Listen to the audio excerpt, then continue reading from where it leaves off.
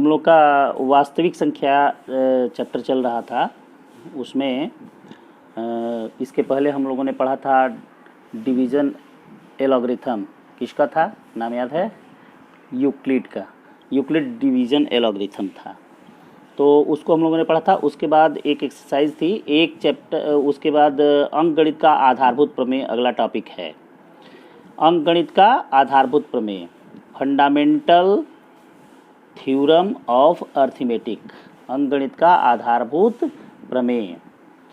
इसको जानने से पहले आपको भाज्य और अभाज्य संख्याओं का ज्ञान होना चाहिए। तो सबसे पहले अभाज्य संख्याएं क्या हैं? अभाज्य संख्याएं, अभाज्य संख्याएं मैं बोल रहा हूँ, इसका डेफिनेशन आप लोग लिख लीजिएगा, लिख नहीं रहा हूँ। वे संख्याएं, एक को छोड़ करके, वे संख्याएं जो एक से और स्वयं अपने से विभाजित होती हैं अभाज्य संख्याएं कहलाती हैं। वे संख्याएं जो एक से या स्वयं से विभाजित होती हैं अभाज्य संख्याएं कहलाती हैं। क्लियर हो गया? तो एक नहीं होता है, एक को छोड़ दिया जाए तो पहली अभाज्य संख्या कौन होगी? 2, 3। देखिए, पहली सम संख्या ऐसी है जो अभाज्य है, 2, 3।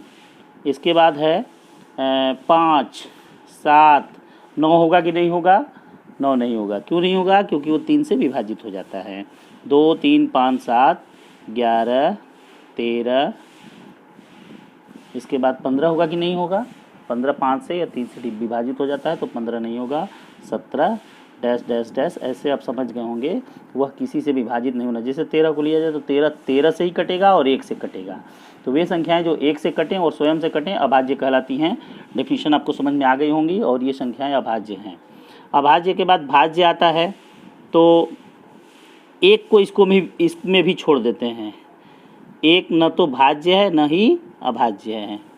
तो एक को छोड़ करके जो संख्याएं जो किसी भी संख्या से कट जाए, किसी अन्य संख्या से कट जाए, एक और अपने आप को छोड़कर बाकी किसी दूसरे संख्या से भी कट जाए, भाग लग जाए उसमें, उसे हम लोग भाज्य संख्या बोलते हैं।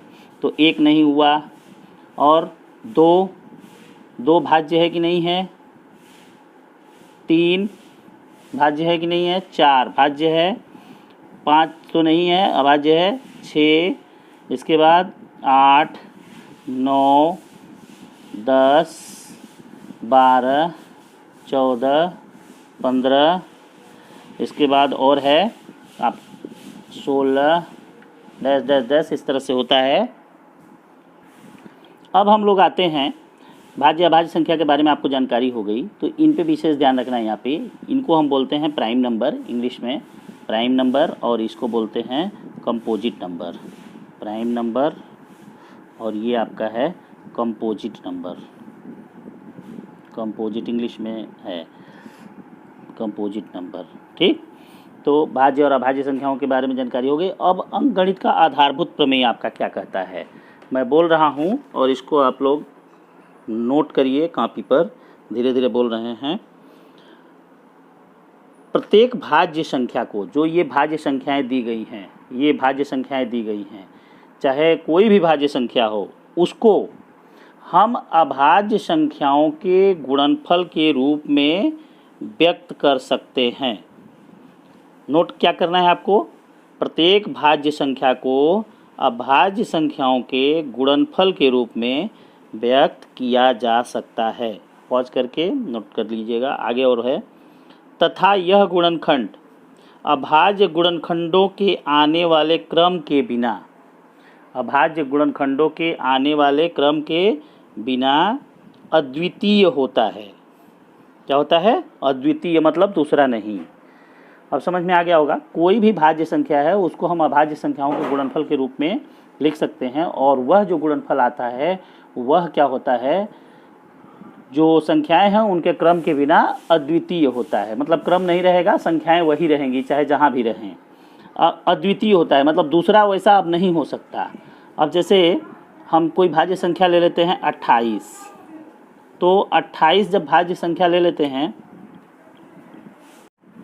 जैसे हम कोई संख्या ले लेते हैं 28, अब इसका अभाज्य गुणनखंड किया जाए, मतलब अभाज्य संख्या से काटा जाए। तो जैसे ऐसे आप पहले कक्षाओं में सीखे हैं अभाज्य संख्याओं से काटना। तो सबसे पहली अभाज्य संख्या 2 है, 2 से अगर कट रहा है तो 2 से काटेंगे, 3 से कट रहा है 3 से काटेंगे, 5 से काटेंगे, 7 से काटेंगे। तो जिससे कटेगा काटेंगे, अभाज्य संख्याओं से काटेंगे, ध्यान रहे। 2, 3, 5, 7, 11, 13, 17 से। तो ये 2 1 कम 2, 2 चौके 8 कट जाएगा। फिर 2 से कटेगा, 2 7 14। अब ये 7 से कट गया 1। तो इसको हम लोग लिख सकते हैं 2 गुणे 2 गुणे 7। तो कोई भी भाज्य कंपोजिट नंबर है, भाज्य संख्या, इसको हम अभाज्य संख्या के गुणनफल के रूप में व्यक्त कर सकते हैं। यही आपका अंकगणित का आधारभूत प्रमेय है। और दूसरा इसमें कहा जा रहा है कि अद्वितीय होता है, मतलब कैसे भी हम करें यह यही आएगा, दूसरा कोई नहीं आ सकता है। दूसरा आ सकता है, बहुत कर सकते हो आप, ऐसे लिख सकते हो 7 गुणे 2 गुणे 2 लिख सकते हो। तो इसके लिए भी ये नियम बना दिया गया है कि आप पहले छोटे से बड़े की तरफ लिखेंगे, 2 गुणे 2 गुणे 7 ही लिखेंगे। और इसको पावर के रूप में अगर व्यक्त करना हो तो 2 के पावर 2 गुणे 7 ऐसे व्यक्त करेंगे। तो और दूसरी संख्या ले लेते हैं, जैसे मान लीजिए हम 198 ले लें। 198 यह भाज्य संख्या है, भाज्य संख्या होनी चाहिए। अभाज्य संख्याओं को नहीं हम लोग व्यक्त करेंगे, तो अभाज्य तो कटेगी ही नहीं किसी से। तो 198 को ऐसे करेंगे, 2 से पहले भाग दिया जाए, कई बार 2 9 18, 2 9 18, 99 हो गया। 3 से कटेगा, तितरी के 9, तितरी के 9 कट गया। 3 से फिर कटेगा, 3 1 कम 3, 3 1 कम 3। अब 11 से कटेगा, कट गया। तो ये आपको लिख सकते हैं 2 गुणे 3 गुणे 3 गुणे 11। ध्यान दीजिए ये सब संख्याएं कैसी हैं, सारी संख्याएं अभाज्य हैं। इसमें जो गुणनखंड हम लोग व्यक्त करेंगे अभाज्य संख्याओं से काट करके ही करेंगे। और इसको हम लोग लिख सकते हैं 2 गुणे 3 के पावर 2 गुणे 11। तो कोई भी भाज्य संख्या को हम अभाज्य संख्याओं के गुणनखंड के रूप में व्यक्त कर सकते हैं। यही आपका फंडामेंटल थ्योरम ऑफ अर्थमेटिक है। क्लियर है फैक्टर ट्री। फैक्टर ट्री अगर आपको आ जाता है कि फैक्टर ट्री बनाइए, तो इसको कैसे बनाएंगे फैक्टर ट्री, ये आर है। तो जैसे मान लीजिए 28 ही हमने लिया था, तो 28 को आप फैक्टर ट्री बनाना हो तो पहले 2 से काटते हैं, तो 2 यहाँ लिख लीजिए। कई बार जगह गया था, 14 दूना 28 होता है, तो 14 यहाँ लिख देंगे। अब ये अभाज्य हो गया। अब इसको फिर हम 2 गुणनखंडों में लिख सकते हैं। 14 को 2 से कटेगा, 2 लिख लिए। कई बार 2 7 14। अब ये किसी से नहीं कटेंगे, तो ये आपका हो गया फैक्टर ट्री। दूसरी संख्या ले ली जाए, 96 ले लेते हैं। इसका फैक्टर ट्री बनाना हो तो बताइए कितने से कटेगा, 2 से कटेगा। कई बार 2 चौके 8 और 2 8 16। अब 2 तो अभाज्य ले लिए हैं। अब यहाँ पे कितने से कटेगा, 2 से कटेगा, फिर 2 से काटेंगे। 2 दूना 4 और 2 चौके 8 24। 24 को कैसे, फिर 2 से कटेगा, 2 गुणे 12। अब 12 किससे कटेगा, 2 से कटेगा, 2 छक्का 12। फिर 6 किससे कटेगा, 2 और 3 से। तो इस तरह से 96 इक्वल टू लिख सकते हैं हम लोग 2 गुणे ये जो लास्ट में ट्री बचता है, ये नहीं, 2 गुणे 2 गुणे 2 गुणे 2। कै ठो 2 है, 5 ठो है, 2 3 2 5 1 3 है, गुणे 3। तो इसको हम 96 को लिख सकते हैं 2 के पावर 5 गुणे 3। ठीक है, तो ये फैक्टर ट्री है। अगर आपको किसी संख्या का फैक्टर ट्री बनाने के लिए दिया जाता है तो ऐसे बनाएंगे। सही है। अब अभाज्य गुणनखंड विधि द्वारा मौसा और लसा कैसे निकालते हैं, इस पे ध्यान दीजिए। मौसा का मतलब होता है महत्तम समापवर्तक और लसा का मतलब होता है लघुत्तम समापवर्त्य। लघुत्तम, ज़्यादा लोग इसका फुल फॉर्म नहीं बता पाते हैं, तो याद कर लीजिए लघुत्तम समापवर्त्य ये। और इसका होता है मौसा का महत्तम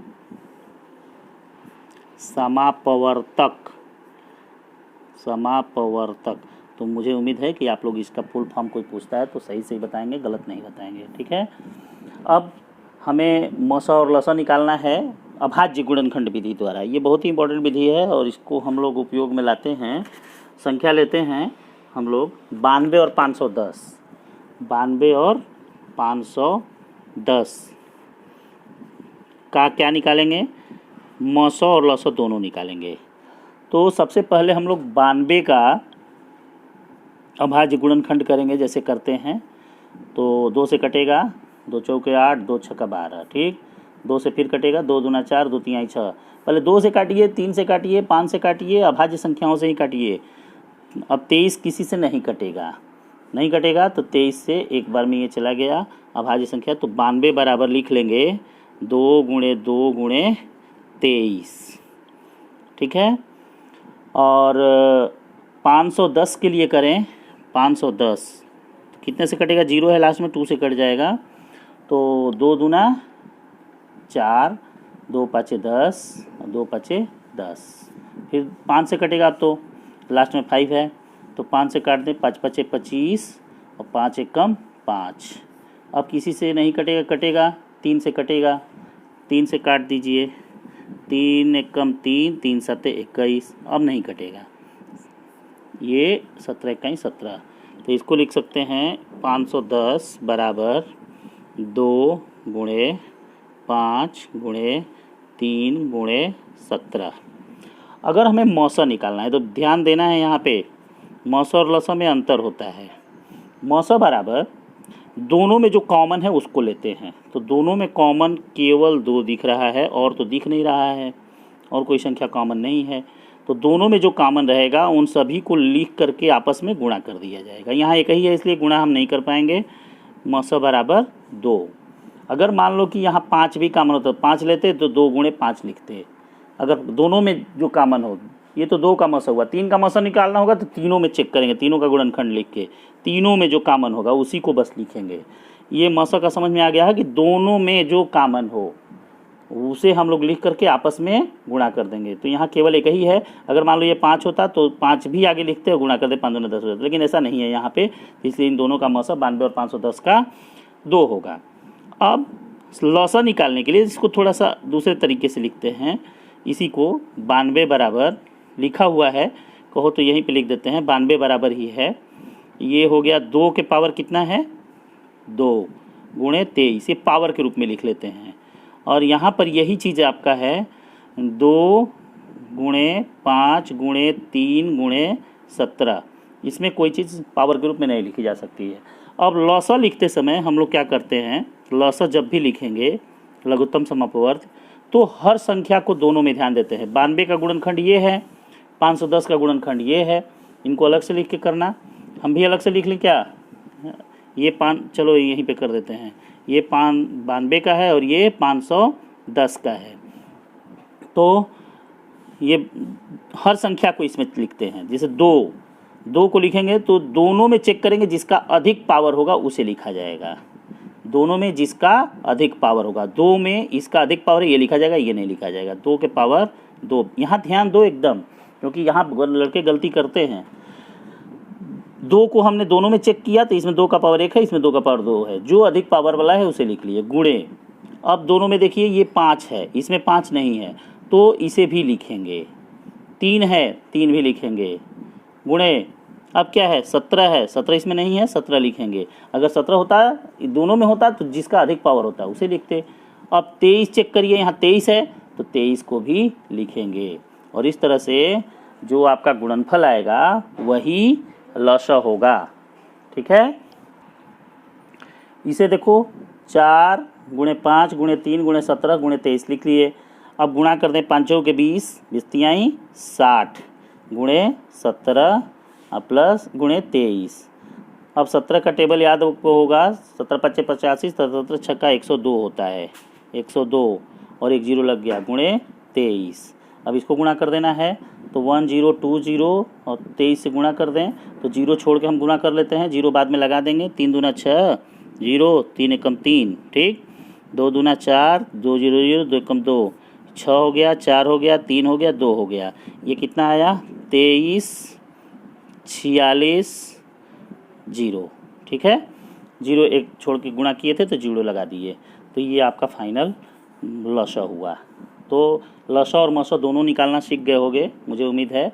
ध्यान देना है कैसे करना है, इसमें दोनों में जो कॉमन होगा इसमें हर संख्या को लिया जाएगा।